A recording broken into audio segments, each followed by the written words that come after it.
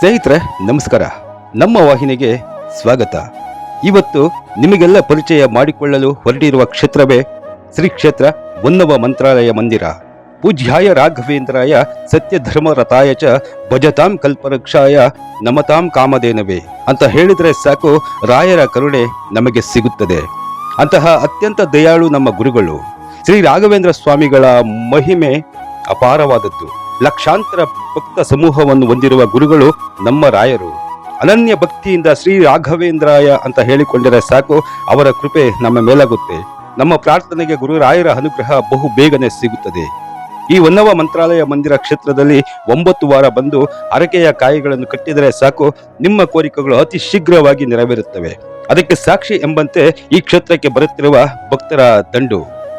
R ನಗರದಿಂದ ನಾನು ನನ್ನ ಮಗಳಿಗೆ SSLC ಎಕ್ಸಾಮ್ ಇದೆ, ಅದಕ್ಕೋಸ್ಕರ ಕಾಯಿ ಕಟ್ಟೋಣ ಅಂತ ಬಂದಿದ್ದೀನಿ.